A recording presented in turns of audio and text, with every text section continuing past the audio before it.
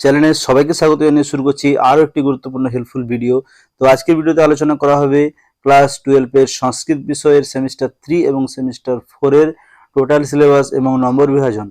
গত ভিডিওতে আলোচনা করা হয়েছিল ক্লাস 11 এর সেমিস্টার 1 এবং সেমিস্টার 2 কেমন হবে তার সিলেবাস এবং নম্বর বিভাজন।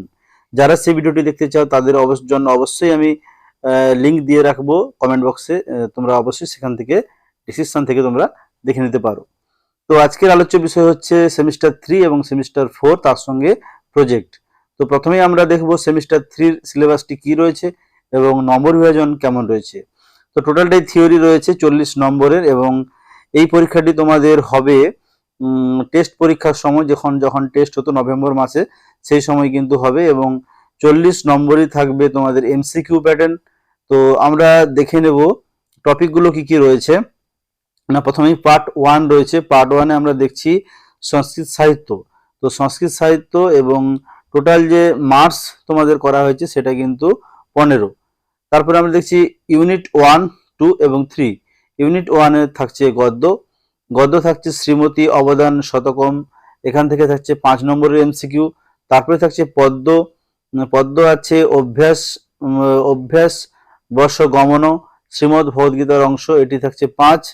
তারপরে দৃশ্যকাব্য থাকছে বীর সর্বদমন, এটা অভিজ্ঞান শকুন্তলম থেকে নেওয়া হয়েছে, এর থেকে থাকছে 5। তো গদ্য, পদ্য এবং দৃশ্যকাব্য এখান থেকে টোটাল 15 নম্বরের এমসিকিউ তোমরা পেয়ে যাচ্ছ। এরপরে পার্ট 2 ইউনিট 4। তো পার্ট 2-তে থাকছে সংস্কৃত ব্যাকরণ এবং সংস্কৃত সাহিত্যের ইতিহাস। তো এখানে পার্ট করে দেওয়া হয়েছে সংস্কৃত ব্যাকরণ অংশের জন্য 15 এবং সংস্কৃত সাহিত্যের ইতিহাসের জন্য 10, টোটাল 25। তো প্রথমে আমরা দেখো ব্যাকরণে কি কি আছে। তো ব্যাকরণের ক্ষেত্রে আমরা পাচ্ছি প্রত্যয়। তো প্রত্যয়ের যে সিলেবাসটা দিয়েছে সেটি হচ্ছে অন, মতুপ, তরফ, ইয়সুন, তমপ, ইষ্টন, এই তদ্ধিত প্রত্যয়গুলো। এখান থেকে টোটাল 5 থাকবে। এছাড়াও থাকছে নামধাতু, প্রত্যয়, কাম্যচ, ক্যাচ এবং ক্যাং, নামধাতু থেকে থাকছে আর তদ্ধিত প্রত্যয় থেকে থাকছে, টোটাল 5 থাকছে এখান থেকে। তারপরে আমরা দেখছি কারক বিভক্তি ও সমাস। কারক বিভক্তির ক্ষেত্রে পার্টিকুলার বলা হয়েছে কর্তৃ, কর্ম এবং করণ, আর সমাসের ক্ষেত্রে বলা হয়েছে অব্যয়ভাব এবং তৎপুরুষ, দুটো থেকেই থাকছে 5 5, 10 নম্বর। এরপরে আমরা দেখব ইউনিট 5 এর পৌরাণিক ও লৌকিক সংস্কৃত সাহিত্যের ইতিহাস, এখান থেকে 10 নম্বর থাকবে এবং কিভাবে 10 নম্বরকে ভাগ করা হয়েছে না, 1 নম্বর পুরাণ, 2 নম্বর হচ্ছে সাহিত্যকৃতি এবং 3 নম্বর হচ্ছে যে আর্যভট্ট বরাহমিহির। তো প্রথমে পুরাণ থেকে থাকছে 3 নম্বর, তারপরে 2 নম্বরে ভাস, কালিদাস, ভবভূতি, এখান থেকে থাকছে 4 এবং আর্যভট্ট বরাহমিহির থাকছে 3, টোটাল 10 নম্বর থাকছে। তো এই হচ্ছে টোটাল তোমাদের কিন্তু 40 নম্বরের এমসিকিউর সিলেবাস। তো এরপরে আমরা চলে যাব সেমিস্টার 4-এ। সেমিস্টার 4 কিন্তু তোমাদের ফেব্রুয়ারি মার্চ নাগাদ হবে এবং এটা অবশ্যই তোমাদের থিওরি পেপার, আর এটাতে তোমাদের এসএকিউ প্রশ্ন থাকবে এবং তার সঙ্গে কিছু লং প্রশ্ন থাকবে। তো আমরা দেখব টপিকগুলো কি কি রয়েছে। তো প্রথমেই পার্ট 1-এ যেটি রয়েছে সংস্কৃত সাহিত্য এবং এখান থেকে 20 নম্বর রয়েছে। তো সংস্কৃত সাহিত্য থেকে 20 নম্বরের বিভাজনগুলো আমরা দেখব, নম্বর বিভাজন। যেমন গদ্য থাকছে হাস বিদ্য কথা এবং এটা পুরুষ পরীক্ষার অংশ, এখান থেকে এসএকিউ থাকছে 6 মার্ক। তো 6 মার্ক থাকছে এখান থাকতে। এরপরে থাকছে পদ্য বনেচর ভাষণম, এটা কিরাতার্য নিয়মের অংশ, এখান থেকেও 3 গুণিত 2, 6 নম্বর থাকছে।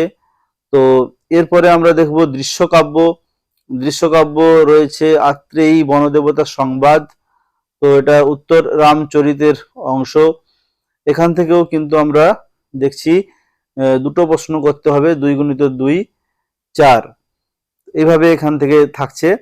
এছাড়াও কিন্তু এখানে বলেই দেওয়া রয়েছে কিভাবে কিরকম নম্বর বিভাজনগুলো হবে।